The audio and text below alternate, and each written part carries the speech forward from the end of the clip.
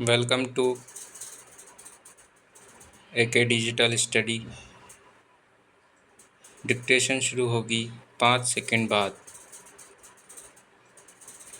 अध्यक्ष महोदय, मैं आपका आभारी हूँ कि आपने मुझे बोलने का अवसर दिया।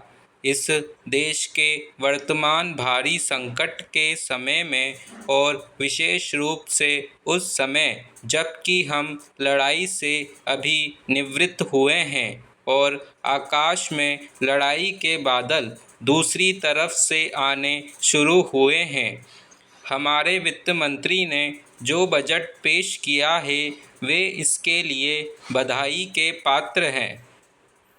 यद्यपि भिन्न भिन्न पहलुओं को लेकर आलोचनाएं की गई है, लेकिन यदि उनकी कठिनाइयों को भी देखा होता कि राष्ट्र को किन किन संकटों का सामना करना पड़ रहा है, इस बात पर भी अगर मेरे से पहले बोलने वाले वक्ताओं ने विचार किया होता तो मेरा विश्वास है कि उनकी आलोचनाओं का आधार कुछ दूसरा होता। उन्होंने ऐसे कठिन अवसर पर यह एक संतुलित बजट पेश किया है, उसके लिए मैं उन्हें बार बार बधाई देता हूं, लेकिन साथ साथ मैं अपना यह कर्तव्य समझता हूं कि कुछ ऐसे विचार भी उनके सामने प्रस्तुत करूं जिससे उनकी कठिनाइयां कुछ हल हो जाएं।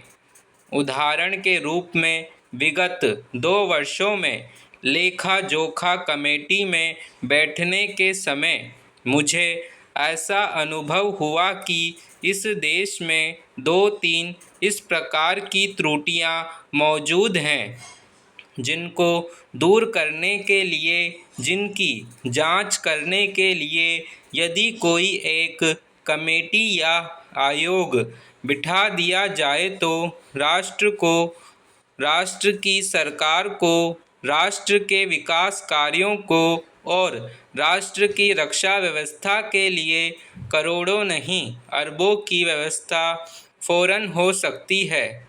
केवल शासन को जागरूक होकर कुछ कदम उठाने की आवश्यकता है। अभी कुछ छिपे हुए धन का जिक्र किया गया। सरकार ने भी समय समय पर ऐसा आभास दिया है कि इस देश में लगभग 30,000 करोड़ रुपए का छिपा धन मौजूद है। स्वयं मैं समझ नहीं पाता हूँ कि जब सरकार ऐसा अनुभव करती है तो इसकी व्यवस्था करने में उसको दिक्कत क्या आ रही है। ऐसा मालूम होता है कि कहीं इच्छा शक्ति की कमी है। भारत की सरकार ने अपनी शक्ति का ठीक से उपयोग करके उस दुश्मन के दांत खट्टे किए जिसके की ऊपर विश्व की शक्तिशाली और इंग्लैंड जैसी शक्तियों का अटूट सहारा था और जिसको कि उन्होंने हमारे विरुद्ध उकसाकर खड़ा किया था और अपना पूर्ण सहयोग दिया था।